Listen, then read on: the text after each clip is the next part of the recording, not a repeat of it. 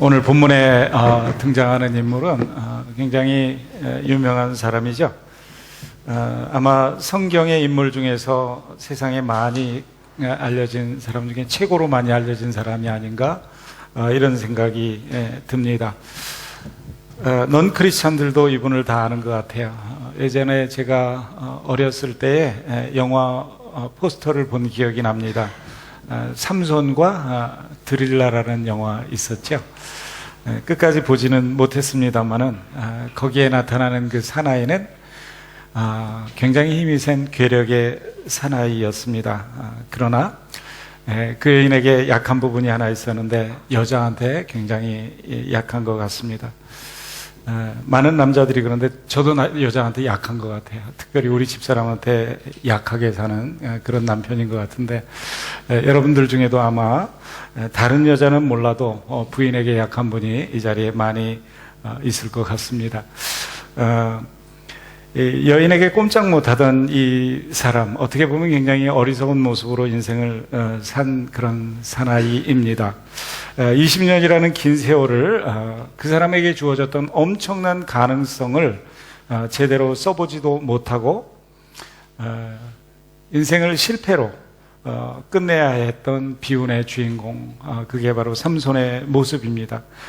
그러나 그 상 가운데에도 여전히 극적인 장면들이 많이 나타나고 그리고 그 사람이 그나마 성공적인 삶을 살았다라고 우리가 볼 수 있는 것은 그 속에서 하나님이 역사하셨고 그를 사용하셨던 흔적들 때문입니다.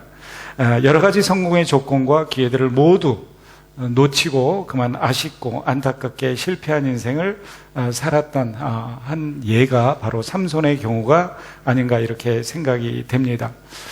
저희들이 이제까지 묵상해 보았던 사사기의 말씀을 보면 사사기에는 하나의 백성들의 그 삶의 모습이 사이클로 나타나고 있는 것을 볼 수가 있습니다. 4단계의 사이클이 나타나고 있는데요. 먼저 이스라엘 백성들이 죄를 범합니다. 그러면 하나님의 징계와 심판이 그들을 때립니다. 그러면 그들은 회개를 합니다. 그때 하나님께서는 다시 구원자를 일으켜 주십니다.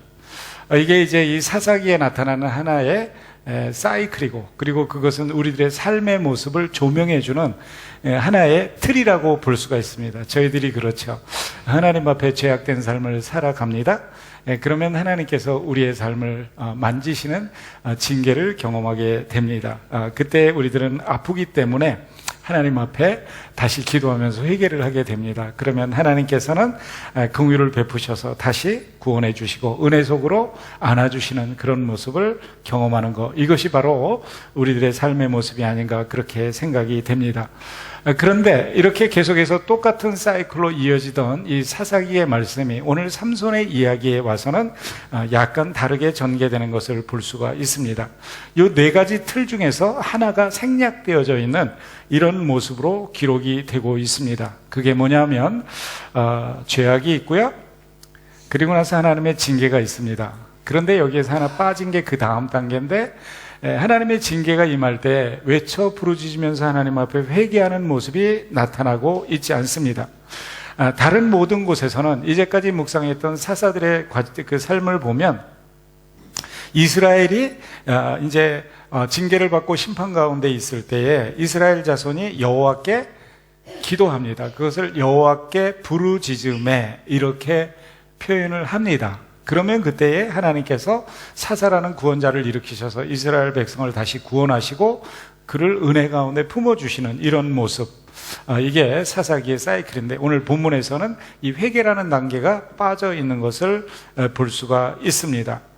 다시 말하면 이스라엘이 범죄했고요, 또 하나님의 심판의 징계의 채찍으로 이방 민족, 즉 블레셋이 그들을 지배하게 되었습니다. 그런데 이스라엘은 하나님 앞에 부르짖지 않는 거예요. 하나님 앞에 회개하지 않는 거예요. 회개가 사라졌어요.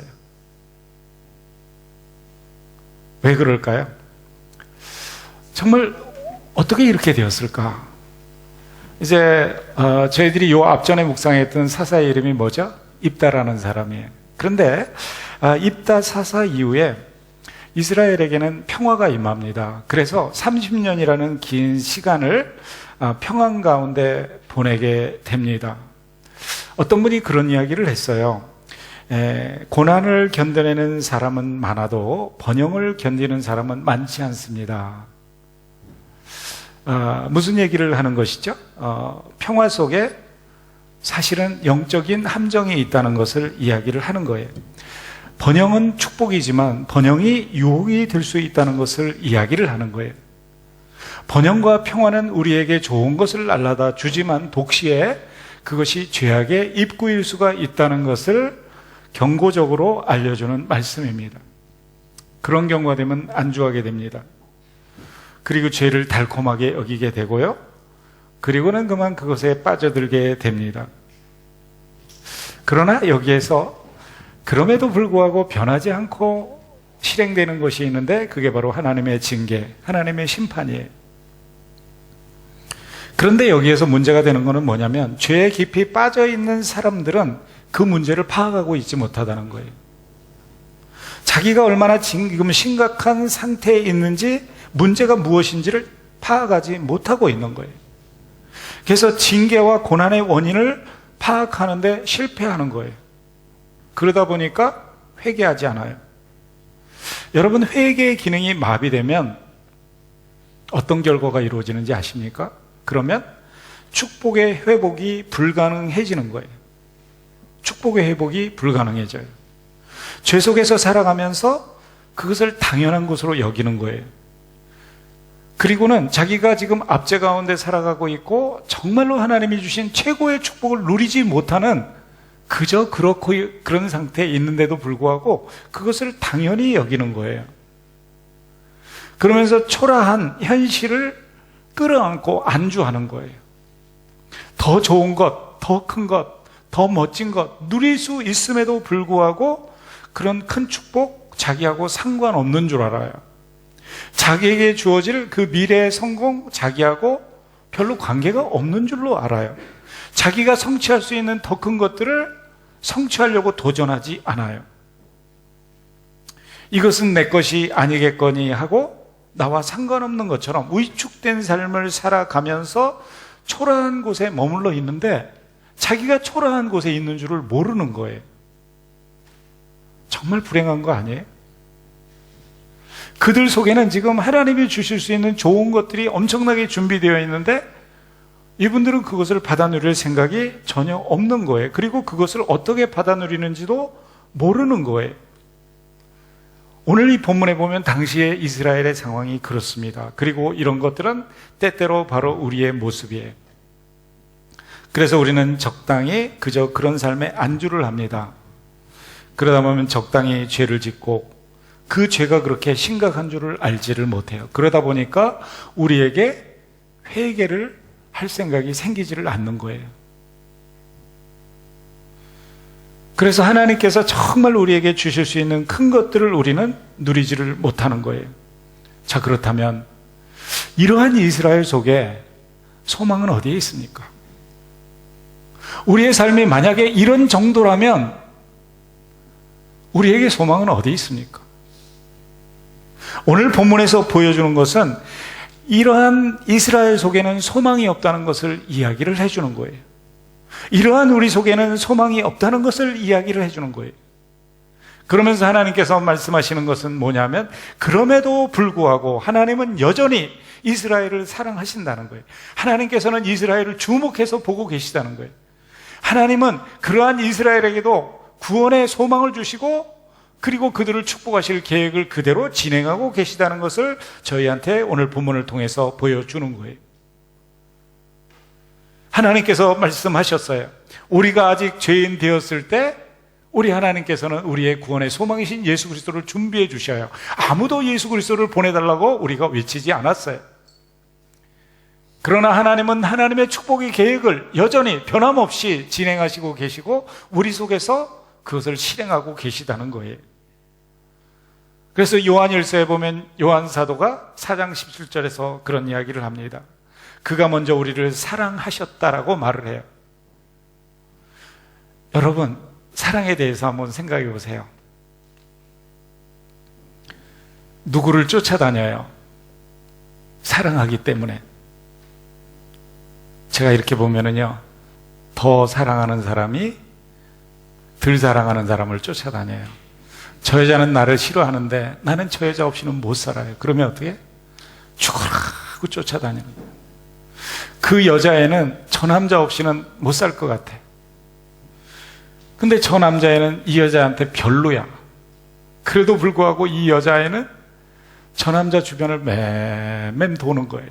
맨날 집 앞에 가서 기다리고, 직장 앞에서 기다리고, 학교 앞에서 기다리고, 전화도 맨날 받지도 않고 그냥 끊어버리는데 전화하고 쫓아다니는 거예요. 여러분, 그렇습니다. 요한일서에서 요한 사도가 이야기한 것처럼 우리 하나님께서 먼저 우리를 사랑하셔서, 우리는 그런 거 받을 자격이 없는 우리가 죄인 되었을 때에 그분께서 우리를 사랑하셔서 먼저 다가오시는 거예요. 오늘 본문에서 그런 것들을 이야기를 하는 거예요.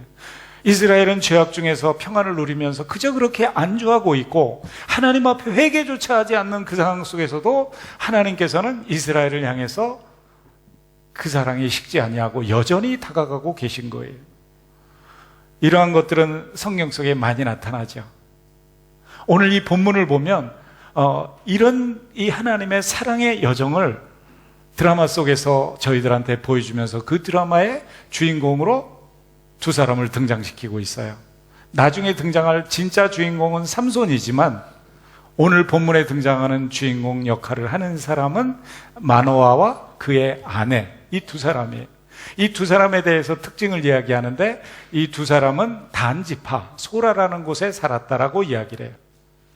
소라는 예루살렘에서 한 20km 떨어진 곳이에요. 그리고 단지파가 살았던 곳은 이스라엘의 북쪽 지방인데 원래 블레셋 사람들이 살던 동네예요. 근데 하나님께서 이거는 정권적으로 내 거기 때문에 내가 단지파에게 주었노라 그렇게 말씀을 하셨어요. 그런데 이들이 이 단지파가 이 블레셋 사람들을 쫓아내는데 실패를 해요. 그리고는 이스라엘 북쪽에서 같이 묶여서 살아가게 됩니다. 그래서 오늘 정보를 보면 이 두 사람은 단지파에 속한 것을 볼 수 있고, 또 한 가지 오늘 이 본문을 2절을 보면 한 가지 아주 특징적인 것이 있는데 그게 뭐냐면 무자하다, 잉태하지 못했다라고 말합니다. 이 말씀 속에서 우리한테 시사하는 것이 무엇입니까? 이 사람 속에는 미래가 있다 없다? 미래가 없다는 거예요. 그리고 이 사람 속에는 소망의 줄이 끊어졌다는 거예요. 오늘날은 자녀를 일부러 안 낳는 사람도 있지만 이전에는 자녀가 없다는 것은 미래가 없다는 거예요. 소망이 없다는 거예요. 보장이 없다는 거예요. 이것은 바로 이스라엘의 현실적인 모습을 시사적으로 표현해 주는 거예요. 이 마노아와 그 아내의 삶 속에 비춰지는 것은 이스라엘 전체 백성들의 모습입니다. 그런데 그런 그들에게 하나님의 드라마가 지금 임하고 있는 거예요. 사랑과 구원의 역사, 소망의 역사가 임하고 있는 거예요. 그러면서 주인공을 두 사람 선택한 게 바로 마노아와 그의 아내예요. 이런 것들은 이 하나님의 말씀 속에 다양하게 나타납니다. 첫 번째 이런 것들이 나타나는 게 어디에 있죠? 창세기 12장에 보면 누가 나와요? 아브라함과 사라가 나와요. 거기에서 보면 잉태하지 못하는 사라가 나와요. 소망이 없어요. 이삭을 주시는 하나님, 하나님께서 말씀하셔요. 주겠다. 또 어디에 나타나죠? 나중에 보면 사무엘상을 보면, 사무엘상 1장에 보면 이스라엘에게 소망이 없어요. 이제는 이 사사시대가 끝나고 왕정시대를 이끌어야 되는 인물이 나와야 되는데 없는 거예요. 소망이 없는 거예요. 그때 한나에게, 무장한 한나에게 하나님께서 또 엘리 제사장을 통해서 계시를 줘요. 무장한 그에게 아들을 주셔요. 그리고 그 위대한 구원자 사무엘이 태어나는 거예요. 그렇게 암흑기가 쭉 지나가고 나서 나중에 무슨 일이 일어나죠? 또 무장한 사람이 신약에 와서 딱 드러나요. 그게 뭐냐면 엘리사벳이라는 한 여인이 있어요. 제사장의 부인인데 무자예요. 근데 그에게 가브리엘 천사가 나타납니다. 아들을 낳을 것이다. 그래서 메시아의 시대를 열 것이다라고 이야기하는데 그게 바로 세례 요한이에요. 그리고 나서 이제는 이 엘리사벳에게 나타났던 가브리엘 천사가 또 다른 사람한테 나타나는데 그게 누구예요? 바로 마리아에게 나타나는 거예요. 그 유명한 예수 그리스도의 수태고지를 하게 되는 거예요. 여기에서 이야기하는 것이 무엇입니까? 너희 속에는 소망이 없다는 거예요. 우리의 구원의 여망은요, 무자한 자처럼 우리가 미래가 없다는 거예요. 우리 속에서는 구원이 있을 수 없다는 거예요. 인간의 생리적인 방법으로는 해결이 되는 게 아니라는 거예요. 사람의 노력으로 되는 게 아니라는 거예요. 오직 우리에게 소망을 주는 것은 이렇게 무자하고 황폐한 황무한 우리의 삶 가운데 임하는 하나님의 정권적인 은혜, 먼저 다가오시는 그 은혜로 말미암아 우리에게 소망이 주어지는 것을 이야기를 하는 거예요. 그래서 오늘 이 본문에 나타나는 이 마노아 아내의 경우를 보면 다시 천사가 나타나서 말을 하는 것을 볼 수 있어요. 그 말하는 내용이 뭐죠? 첫 번째는 잉태할 거다. 그래서 아들을 낳을 거다. 그리고 아들을 낳는데 두 번째는 그가 무엇이 될 거다? 나실인이 될 거다. 그리고 세 번째는 나실인이 되어서 지금 너희가 블레셋 속에서 압제를 당하고 있는데 그 블레셋의 손에서 이스라엘을 구원하게 될 것이라는 거예요. 이제 이스라엘의 소망의 빛이 빛이 비치기 시작했어요. 여러분, 그러면 구원은 어디에서 출발이 됩니까? 하나님에게서 출발이 된다는 거예요. 구원의 방도는 누가 마련합니까? 우리가 우리의 구원의 방도를 마련할 수 있습니까? 안 된다는 거예요. 누가 마련하셔요? 하나님이 만드신다는 거예요. 우리의 시간표대로 우리의 구원, 우리의 여망, 우리의 소망이 펼쳐집니까? 아니라는 거예요. 하나님께서 정해진 시간에 따라서 하나님이 하신다는 것을 오늘 본문에서 이야기를 하고 있습니다. 즉, 이 아이로부터 하나님의 구원이 준비되어지고 펼쳐질 것을 말씀을 하시는 거예요.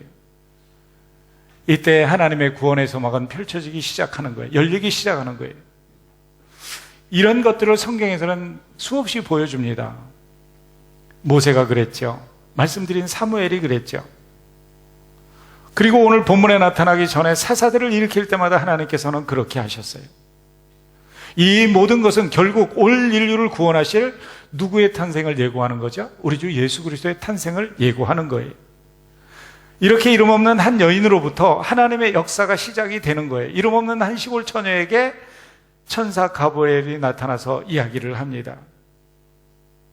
내가 잉태해서 아들을 낳을 것이다. 그런데 오늘 이 본문을 보면 이 태어날 아이의 가장 큰 특징이 하나 있어요. 뭐라고 말을 하죠? 나실인이다, 이렇게 이야기를 해요. 나실인이라는 말의 의미는요, 구별되었다라는 뜻이 있어요. 구별되었다. 남자가 되었든 여자가 되었든 상관이 없어요. 하나님에게 헌신을 자원할 때 기간을 일정하게 정해서 하나님 앞에 세상과 구별된 사람으로 살아가기로 작정하는 사람들, 이 사람들을 나실인이다, 이렇게 이야기를 해요. 나실인에게는 오늘 본문을 보면 세 가지 금기사항이 있어요. 오늘 본문에 보면 마노아의 아내에게 사실은 먼저 그것을 금지시켜요. 세 가지를 하는데 첫 번째가 뭐였죠? 포도주와 독주를 마시지 말아라. 두 번째는 시체를 죽은 것과 접촉을 금해라. 세 번째는 이제는 아들을 낳으면 그 아들에게 행할 건데 머리에 칼을 대어서 머리를 자르지 말아라, 이렇게 이야기를 합니다. 자, 이것이 무엇을 의미할까요? 술을 포함해서, 포도주를 포함해서 독주를 마시지 말라, 이 포도의 소산을 먹지 말라는 게 무엇을 의미할까요? 술 취해서 이상한 짓 하지 말아라, 뭐 이런 이야기일까요? 그런 의미도 없는 것은 아닐 것입니다. 그러나 여기서 중요한 것은 뭐냐면 하나님에게 헌신되어진 존재는 세상적인 향락에 젖어들지 말라는 것을 이야기하는 거예요. 세상적인 향락에 젖어드는 인생이 되어서는 안 된다는 것을 이야기하는 거예요. 그리고 이제는 시체를 접촉하지 말라고 말을 합니다. 여러분, 죽음이라는 게 어디에서 왔죠? 죄의 삭은 사망이에요. 죄에서 온 거예요. 무슨 이야기를 하는 거냐면 죽음의 모습으로 다가오는 이 죄악된 것들과 접촉하지 말라는 거예요. 하나님에게 헌신되어진 존재는 죄와의 접촉을 피하라는 거예요. 세상의 향락에 젖어들지 않을 뿐만 아니라 죄와 접촉을 피해라. 그리고 머리에 삭도를 대지 말아라. 머리를 자르지 말라고 이야기해요. 이게 뭐 하나님이 장발을 좋아한다, 뭐 이런 얘기일까요? 그런 것이 아니라 머리는 하나님께서 다스리신다는 것을 상징하는 거예요. 그래서 이 머리를 자르지 않는다는 말의 의미는 하나님에게만 절대 순종하고 절대 충성을 하겠다는 의미가 담겨져 있는 거예요. 그러니까 이 세 가지 금지 조항의 결론은 뭐냐면 너는 세상과 분리된 삶, 구별된 삶으로 하나님께만 완전한 헌신을 드리는 존재로 살아라라고 이야기를 하는 거예요.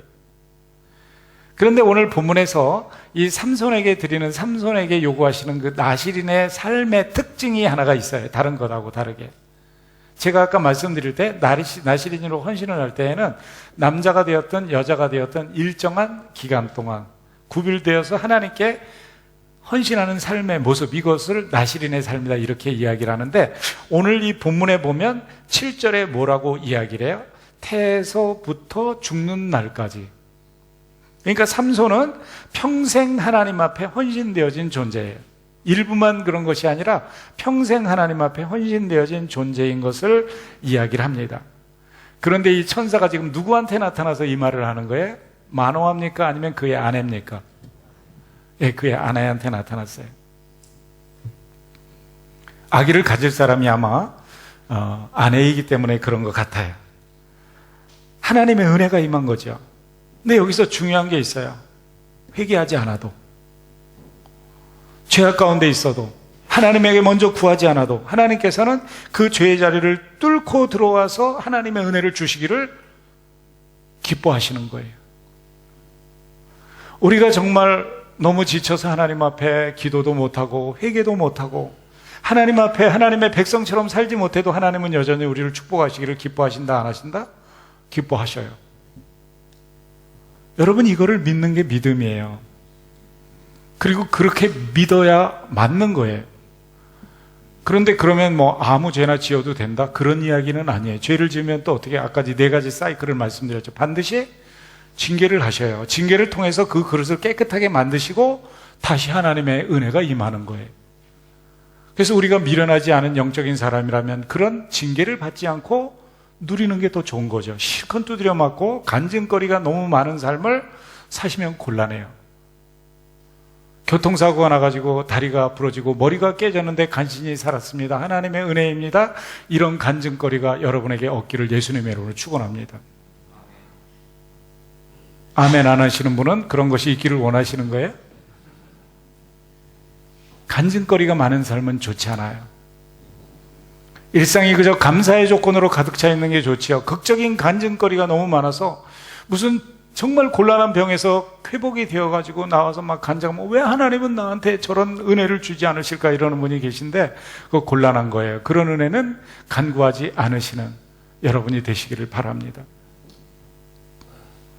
오늘 이 본문을 보면 이렇게 이제 삼손을 나실인으로 부르는 모습이 있어요. 그리고 이제 마노아의 아내에게 나타난 하나님의 사자가 그렇게 이야기를 합니다. 이때 우리들이 깨닫게 되는 것이 있어요. 하나님의 은혜는 우리가 하나님의 은혜를 기억하거나 생각하거나 우리가 심지어 그것에 대해서 간절하게 소망하지 않아도 하나님은 우리를 향해서 다가오셔요. 우리는요, 사실 하나님에게 회개할 능력조차 없을 때가 있고요, 하나님 앞에 기도할 힘조차 없을 때도 있어요.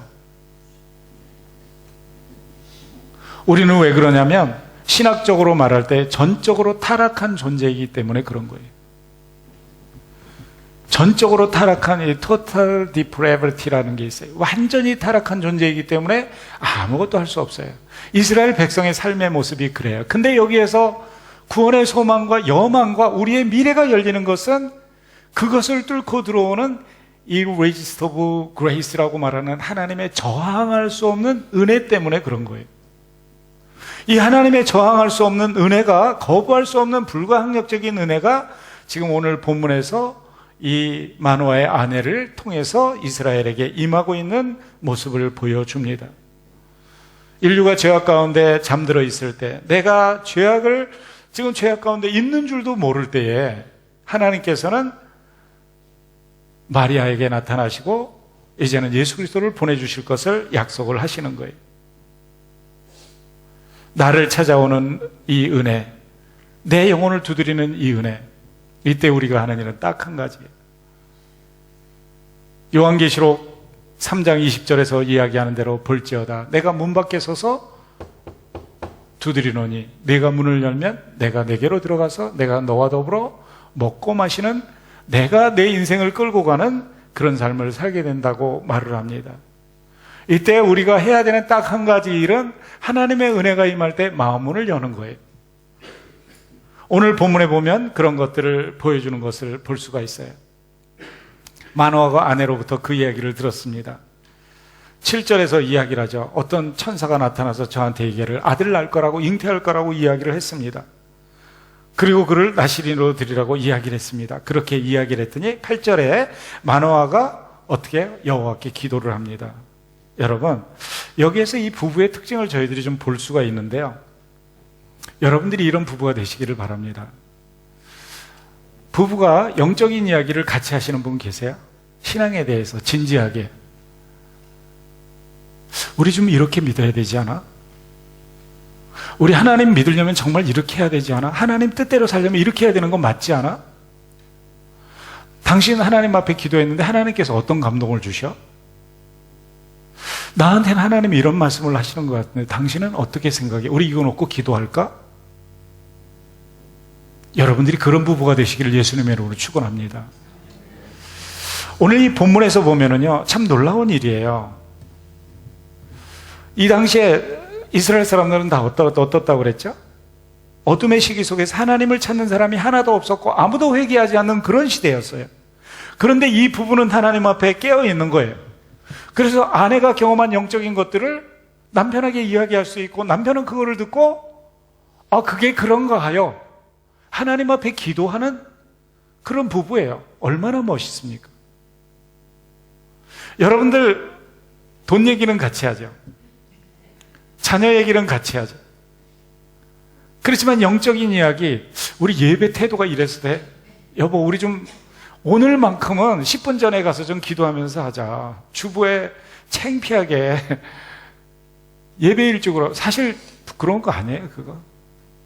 정말 창피하잖아요. 그런 거를 주부에 실어야 되고, 그리고 그것도 하나 못 지키면서 한다면 그건 곤란하지 않아요. 여러분 중에는 없을 줄로 알아요. 옆 사람한테 얘기해서 저는 아닙니다. 자, 말씀을 해보세요. 시작. 네.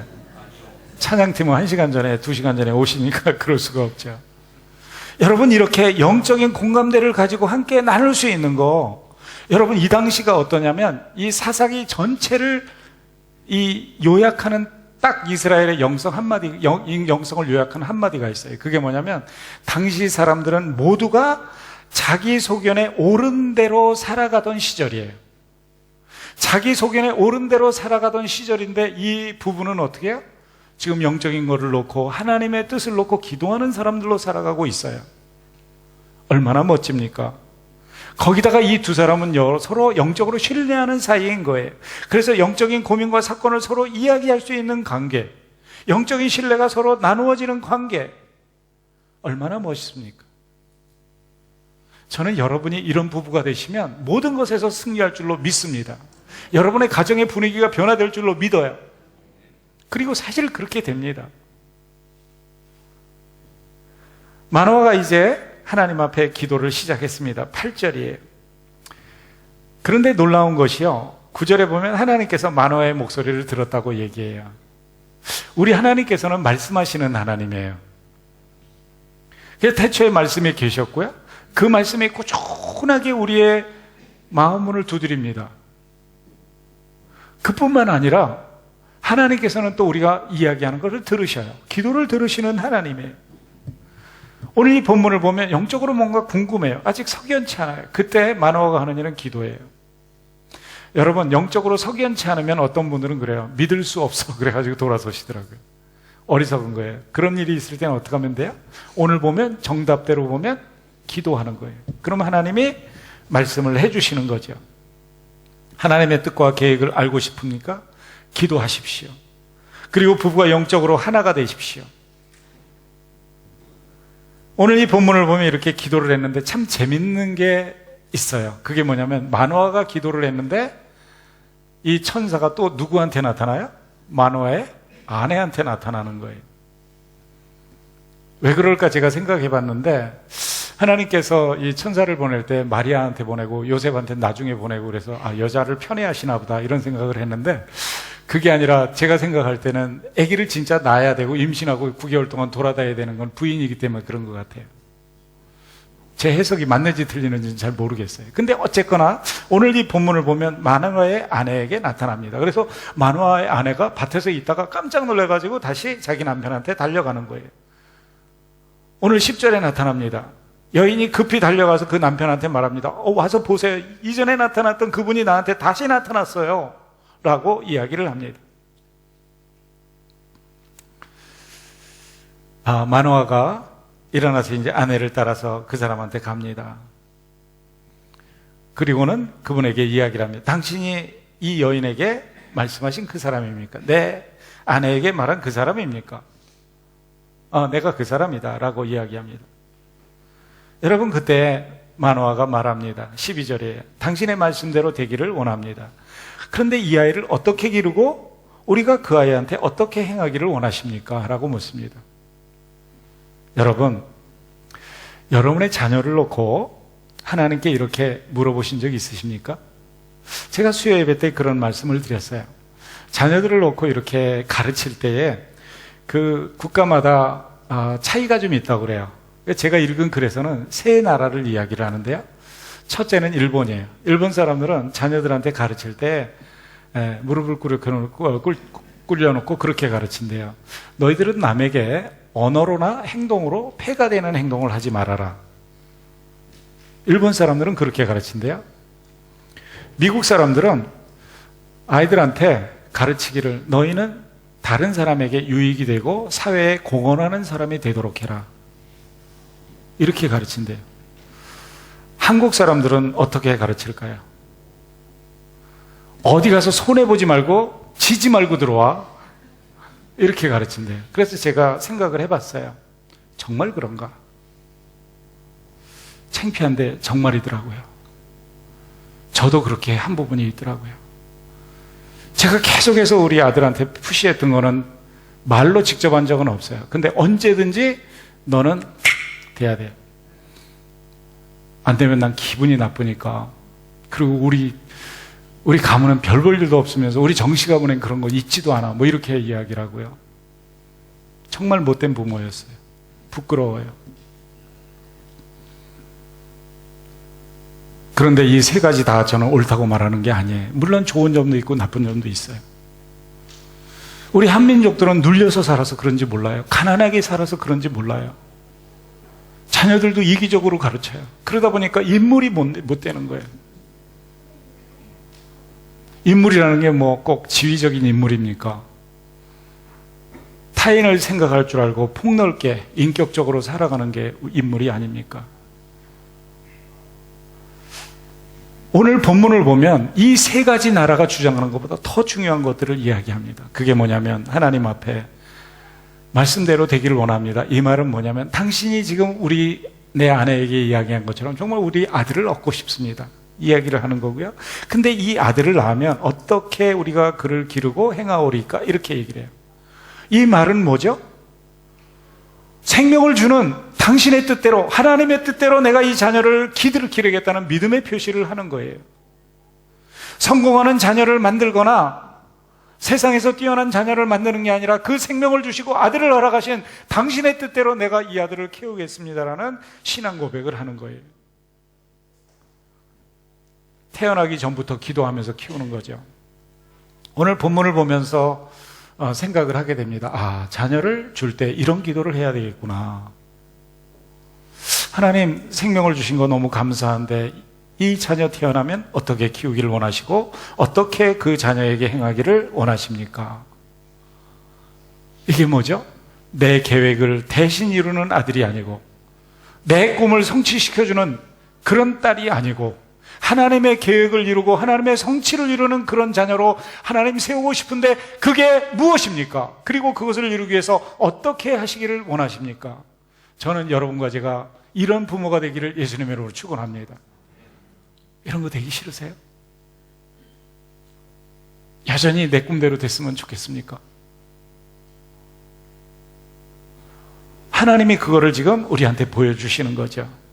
그랬더니 똑같은 이야기를 하는 거예요. 그게 뭐냐면 나실인의 삶을 이야기합니다. 첫 번째는 포도주와 독주를 마시지 말아라. 세상의 향락에 취한 자로 살아가지 말게 해라. 사체를 만지지 말아라. 죄악에서 떠난 존재로 살아가게 하라. 머리를 깎지 말아라. 하나님에게 절대 순종하는 자녀로 키워나가라 라고 말합니다. 이거를 요약해서 뭐라고 말할 수 있을까요? 심령이 늘 하나님 앞에 깨어서 영적으로 맑고 충만한 사람으로 살아가도록 하나님께서 요구하시는 것을 볼 수 있습니다. 이렇게 이야기를 하니까 마노아가 감동을 먹은 것 같아요. 오늘 본문을 보면 15절에 여호와의 사자에게 이야기를 합니다. 좀 여기 머무십시오. 제가 당신을 위해서 염소 새끼 한 마리를 잡아서 요리를 해드리겠습니다라고 이야기를 해요. 이게 뭐죠? 당시의 근동 관습에 의하면 손님 대접을 이렇게 하는 거예요. 그래서 이 미덕을 실천하기 위해서 염소 새끼를 잡아서 대접하려고 천사에게 부탁을 하는 거예요. 그때 여호와의 사자가 거절을 합니다. 뭐라고 거절을 합니까? 오늘 16절을 보면 내가 머물기는 머물겠다. 그러나 네가 주는 음식은 먹지 않겠다라고 이야기를 합니다. 그러면서 이거는 내가 받을 영광이 아니라 여호와께 드릴 예배의 모습으로 드러나야 된다라고 말을 해요. 그것을 번제를 준비하려거든 마땅히 여호와께 드릴 것이니라 라고 이야기를 합니다. 오직 하나님께만 영광을 돌리고 예배가 드려져야 되는 것을 이야기하는 거예요. 감사가 그분에게 올려져야 되는 것을 이야기를 하는 거예요. 나는 다만 심부름꾼이라는 이야기를 천사가 하는 것입니다. 여러분, 우리가 이런 태도를 견지하기를 예수님의 이름으로 축복합니다. 너무나 중요하죠. 저도 계속 이 말씀을 준비하면서 그런 생각을 했어요. 무슨 일을 하든지 저를 통해서 우리 예수님의 이름이 드러나고 하나님이 하나님 되심이 선포되어지고 그분이 내 삶 속에 개입하는 주인공이 바로 그분이신 것이 드러나는가, 너무나 중요하다라는 생각을 합니다. 마노아가 이렇게 이제 천사의 이야기를 듣자 생각이 좀 달라졌어요. 참 신기하게 이야기하는구나. 그러면서 한 가지 묻습니다. 당신의 이름이 도대체 뭡니까? 왜 그럴까요? 이 사람은 아직 이분이 하나님의 사자인 것을 아직 깨닫지 못하고 있는 거예요. 깨달을 때는 그분이 불꽃을 타고 샥 사라진 다음에 하나님의 사자인 줄을 깨달으니라. 아직은 모르는 거예요. 그래서 이분이 생각할 때는 뭔가 영적으로 깨어있는 하나의 선지자처럼 생각을 했던 것 같아요. 선지자는 다 이름을 갖고 있죠. 이름을 묻습니다. 그러면서 뭐라고 말해요? 당신의 말씀이 이룰 때, 당신의 말대로 우리가 아들을 얻게 되면 그때 우리가 당신을 존귀히 대하리이다. 아들을 낳고 나면 정말 한상 차려서 뻑적지근하게 제가 차려드리겠습니다. 이런 이야기를 하는 거죠. 그때 18절에 보면 여호와의 사자가 다시 마노아한테 이야기를 합니다. 어찌하여 내 이름을 묻느냐? 내 이름은 기묘자니라 이렇게 말씀하세요. 참 어렵죠? 한국말로도 어려워요. 이 말의 의미는 뭐냐면 당시에는 이렇게 누군가가 이름을 부를 때 이름을 밝힌다는 것은 자기를 상대에게 노출시킨다는 의미를 갖고 있는 거예요. 그리고 노출시키면 상대방에 의해서 통제당한다는 의미가 있어요. 이름을 밝히면 야 정기혁 이리 와 그러면 끌려가고 뭐 이런 식이 된다는 것을 그 당시의 문화에, 그때에 이 천사가 대답을 하죠. 내 이름은 기묘자다. 이게 뭐야? 네 이해의 한계를 뛰어넘는 존재인 것을 내가 좀 알아야 되겠다는 거예요. 이해의 존재. 그러니까 그 있잖아요. incomprehensible. 영어 성경엔 beyond understanding이에요. 네가 이해할 수 없는 존재라는 거예요. 신비한 존재라는 거예요. 오묘한 존재라는 거예요. 알 수 없는 존재라는 거예요. 여기서 말하는 것은 하나님의 이름을 이야기하는 것보다는 하나님께서 하시는 일의 특성, 내가 이해할 수 없는 방법으로 내 속에 임하는 그 하나님의 특성을 이야기해 주는 거라고 볼 수가 있어요. 무자한 부부에게 생명을 주시는 하나님의 신비, 죄를 짓고 죄악 속에 앉아 있는데도 불구하고 그 죄를 깨닫지 못하고 회개하면서 하나님 앞에 은혜를 구하지 않는 그 백성에게 임하시는 하나님의 신비한 은혜, 그리고 사람들은 알지 못하지만 그 아이를 향해서 하나님이 품고 계신 하나님의 계획과 구원의 역사의 신비, 너는 알지 못한다는 거예요. 여러분, 우리는 하나님의 세계를 다 알지 못하고 이해하지 못합니다. 너무 많은 부분이 신비에 쌓여 있습니다. 그래서 우리는 하나님을 믿습니다. 그분이 만약 그런 신비의 부분이 없고 우리가 다 이해할 수 있다면 그분보다 당신이 더 크신 분일 것이. 만약에 우리가 과학이나 이성이나 합리나 논리나 이런 것들로 하나님을 가둘 수 있고 이해할 수 있다면 그분은 하나님이 아니세요. 이런 모든 것들을 초월하시는 분, 그 모든 것에 갇히지 않는 분이시기 때문에 하나님이에요. 그래서 성경은 분명히 이야기를 합니다. 믿음은 바라는 것들의 실상이요 보지 못하는 것들의 증거다. 모든 믿음의 조상들이 이로써 증거를 얻었느니 우리도 믿음으로 모든 세계가 하나님의 말씀으로 지음받은 줄을 믿노라. 여러분, 이해되어서 믿는다면 어리석은 거예요. 만유인력이라는 과학의 법칙이 사과가 위에서 떨어지는 것을 논리로 만들어내고 포뮬라 공식을 만들어냈지만 사과는 그 공식이 나오기 전에 이미 떨어지고 있었어요. 우리가 만들어내는 것은 크리에이션, 창조가 아니에요. 다만 디스커버리예요. 발견이에요. 게놈 지도를 발견하는 것은 발견이지 만들어내는 게 아니에요. 무슨 말이냐면 하나님의 신비는 우리가 이해해서 믿는 것이 아니라 믿었더니 이해에 이르게 되는 거예요. 이해해서 믿는 게 아니라 믿었더니 이해가 되어지는 거예요. 그래서 하나님께서 인간의 이해와 이성 속에 갇힌 분이 아닌 것을 여러분 감사하시길 바라요. 그래서 믿는 거예요. 그래서 믿음으로 받아 누리는 거예요. 오늘 본문에서 그런 이야기를 하는 거예요. 내 이름은 김효잔이라. 그래서 이 마노아가 염소 새끼를 하나 이제 소제물로 해서 그분의 말씀대로 하나님 앞에 예물로 번제를 드립니다. 반석 위에 올려놓고 여호와께 제사를 드리는데 그때에 여호와의 사자가 이적을 행합니다. 마노아하고 아내가 바라보는데 무슨 일이 일어나요? 20절에 봤더니 번제가 단에서부터 하늘로 올라가는 동시에 불꽃이 쫙 일어나는데 그 불을 타고 지금 불꽃 가운데로 사자가 쫓아서 올라가는 것을 볼 수 있습니다. 마노아야, 여인아, 지금 이것을 내가 이해할 수 있느냐? 없죠. 이것은 뭐예요? 하나님은 그렇게 기묘자인 것, 신비한 분인 것을 증거하는 거예요. 그리고 이것을 통해서 어떻게 해요? 하나님께서 확실하게 무자한 자에게 잉태를 주실 수 있는 능력이 하나님인 것을 보이시는 거예요. 그러면서 이 약속을 이루실 하나님이신 것을 오늘 증명해 나가는 거예요. 이 사라진 여호와의 사자, 이때 이 두 사람 속에 두려움이 임하기 시작합니다. 하나님의 놀라운 이런 경이로움을 경험하고 나면요, 우리 속에 나타나는 것은 이 신성한 두려움이에요. 와, 하나님이 이런 분이셨구나 깨닫게 되는 거예요. 그때 나타나는 게 뭐예요? 자기 인식이에요. 아, 이 거룩하신 분, 감히 뵐 수 없는 분을 내가 배웠으니까 어떻게 될까 하는 두려움이 생기는 거예요. 그래서 오늘 이 본문을 보면 22절에 이제 이분이 하나님의 사자인 것을 알고 마노아가 아내한테 이야기합니다. 야, 우리가 하나님을 보았으니까 이제 우리는 죽었다. 이 사람은 성경 지식이 있는 거예요.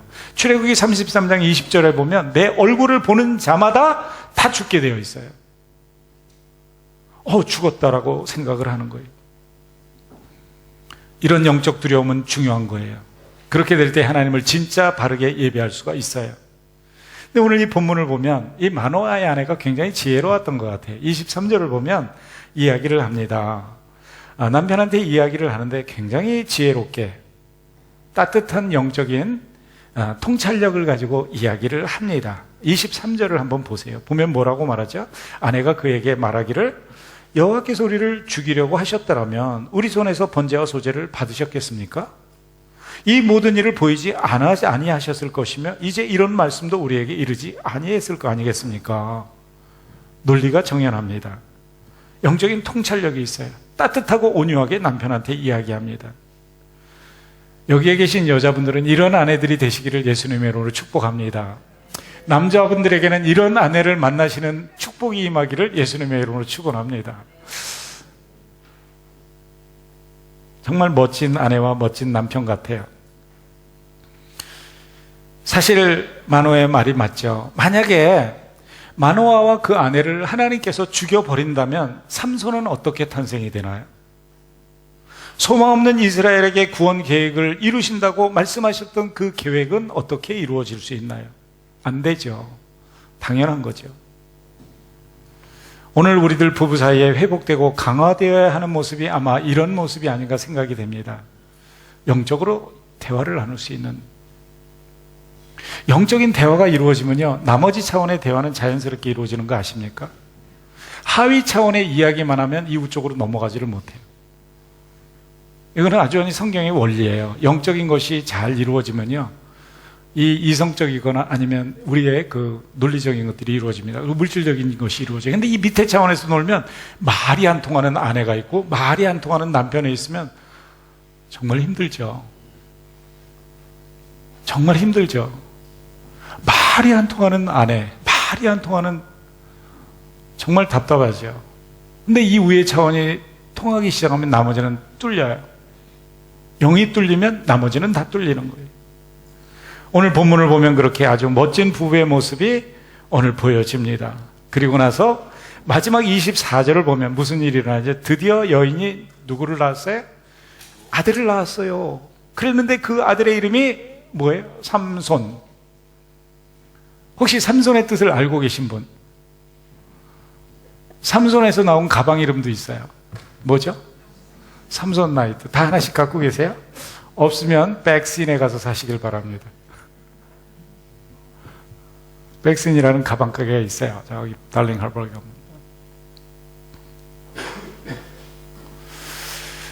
이 삼손이라는 이름은요, 리틀 선이라는 뜻이에요. 작은 태양.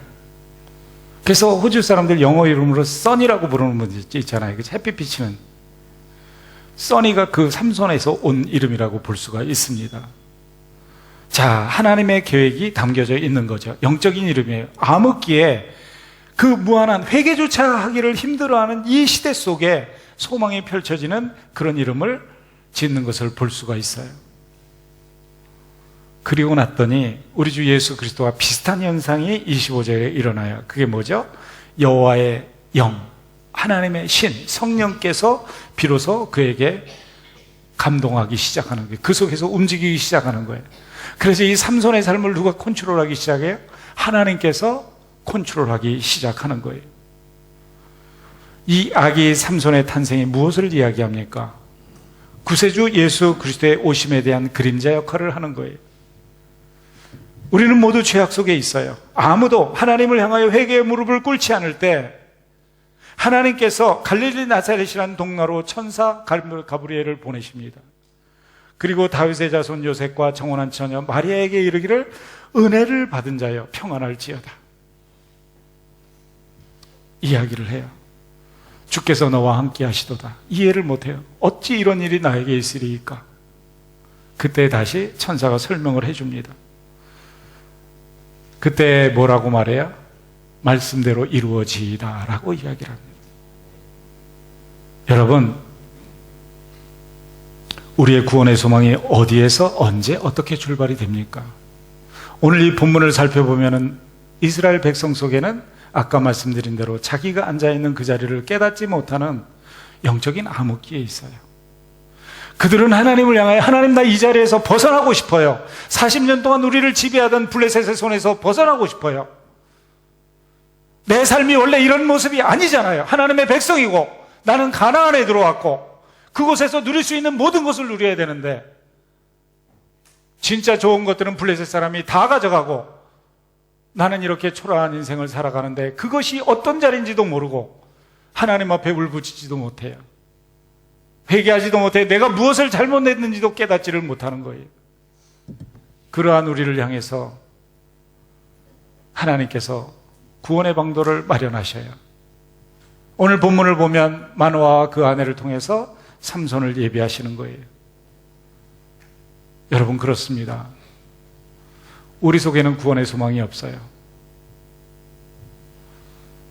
우리가 50년, 60년 살아봤잖아요. 대단하게 산 것 같아도 여기서 있는 이 모습, 이게 다예요. 우리의 소망은 오직 밖에서 출발이 돼요. 우리를 존재하게 하신 그분께서 먼저 다가오심으로 말미암아 우리가 아직 죄인 되었을 때에 그분이 먼저 우리를 사랑하심으로 초라하고 부족하고 죄악의 그늘 아래 앉아있는 우리를 향해서 다가오실 때에 우리의 소망은 시작되는 거예요. 구원의 여망은 비치기 시작하고 우리의 삶은 새로워지기 시작하는 거예요. 이때 이제 삼손이 일어납니다. 그리고 이제 다음 주부터 펼쳐지게 되는 말씀을 보면 이스라엘 속에 다시 한번 하나님의 백성으로서의 그 멋진 누림의 삶이 주어지는 것을 볼 수 있어요. 저는 저와 여러분이 이렇게 우리에게 다가오신 예수 그리스도, 그분 한 분 안에 있는 소망을 붙잡고 여러분들이 원래 누려야 되는 그 축복의 모습을 누리시는 한 주일을 힘차게 사시기를 예수님의 이름으로 축복합니다. 우리 다 같이 자리에서 일어나십시다. 일어나서